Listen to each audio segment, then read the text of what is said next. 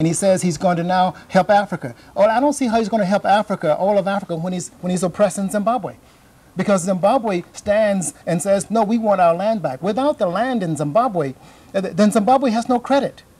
Without the African people in Congo and other places here in Cameroon having direct control over their wealth and knowing how much oil is actually leaving the ground from the wellhead, of course it's colonialism. And we must cut it off at the head. It's killing us. This is the 21st century.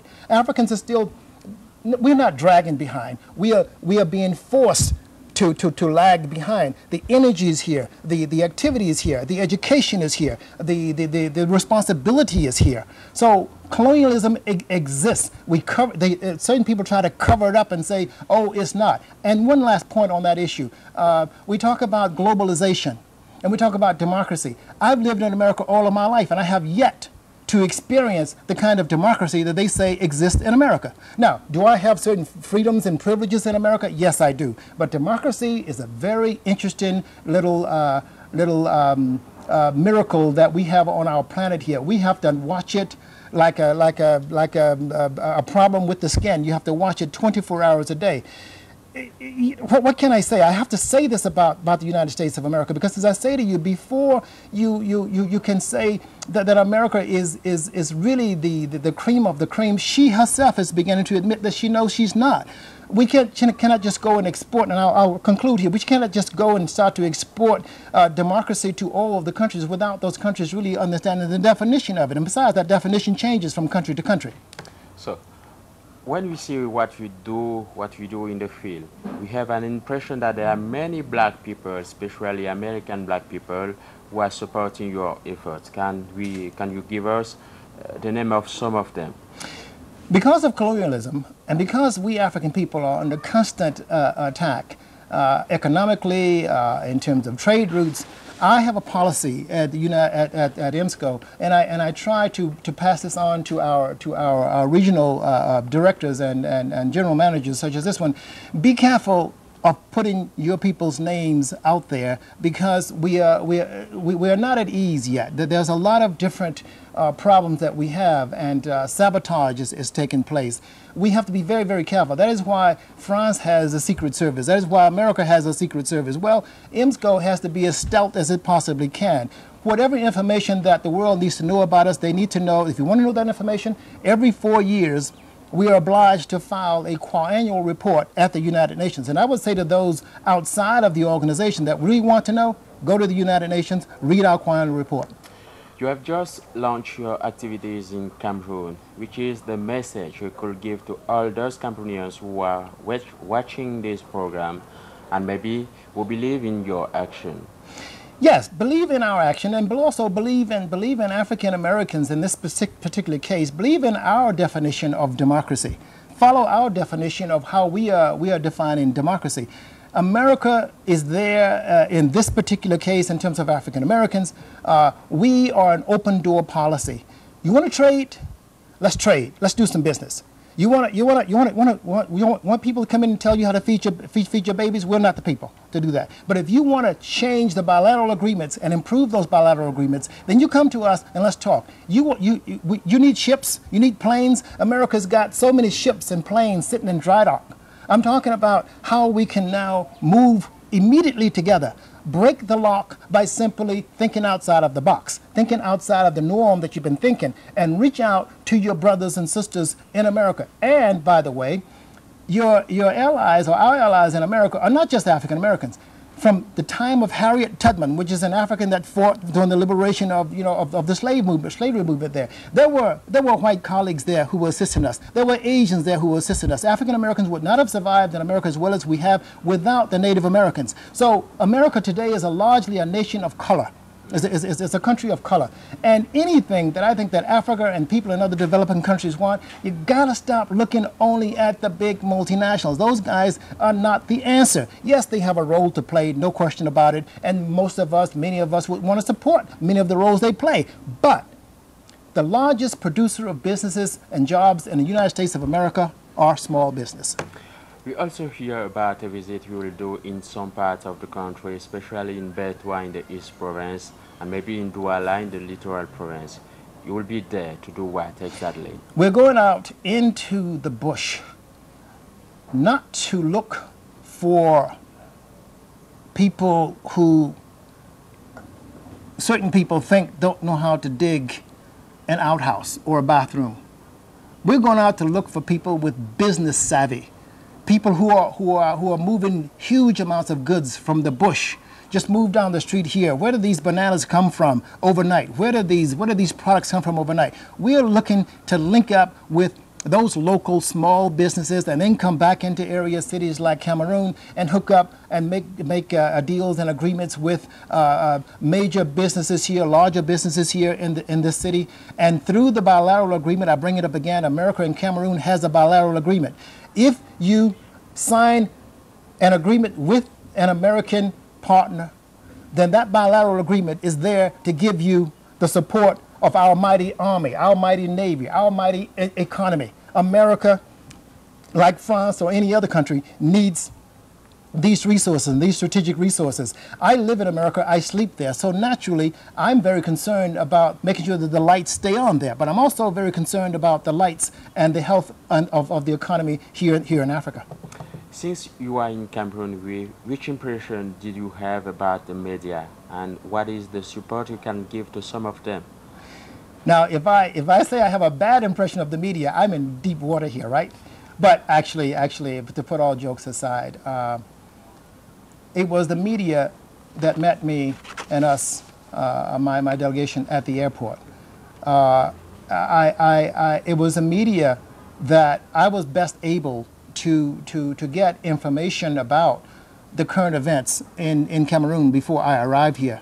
The media are our eyes and ears. It is the heartbeat of the nation. It is our freedom of speech. I have a beautiful, wonderful feeling about the media here, and I'm looking to directly develop a working relationship with the media, because without you, our community is walking on we need 4 legs, we'll be walking on 3 legs. President Weston, before leaving our televiewers, is there any other message you can give to them? Yes, I can. Africa needs, and I say Africa needs this because this is what I need. We need business institutions. We've got to grow institutions. The world can best deal with communities through institutions. Institutions that is owned and operated by African people. We were the first family to walk upon this planet 7 million years ago. The Bantu man, as one of our wise men here have said recently, have spread forth humanity throughout the planet. Be proud of what we have done. Intimidation, eat it for breakfast. Do not be intimidated by anything or anyone. Africa is a giant. If we work together, and we're doing it now, we can end up standing, we will and are end up standing shoulder to shoulder with China, with the EU.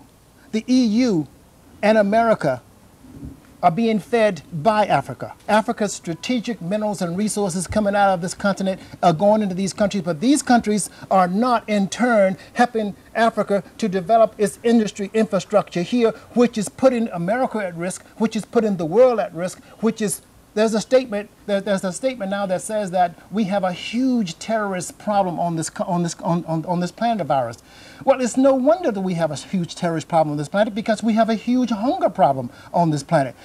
People must do whatever they must do to get bread to feed their families. The message that I would like to leave our people here in Cameroon with is co-development. Co-develop. Sign strategic agreements with your natural trading partners in America. That doesn't mean that you're anti anything else, but you have to feed family first, just as we expect for anyone else to feed their families first. There's no reason why Cameroon should be suffering from the kind of institutions that she doesn't have here. But if you cut a deal with us, hey, I'm out to really pump our business interest. You cut a deal with us in America, we will help you get what you want. And we'll do it honorably and openly and make sure that it's lasting and that you won't end up owing a lot of debt if you trade and do business with us. President, Frank Weston, you are the founder of IMSCO. I would like, in the name of the president of Canal 2 International, to say thank you for coming. Thank you very much, and thank you for your audience.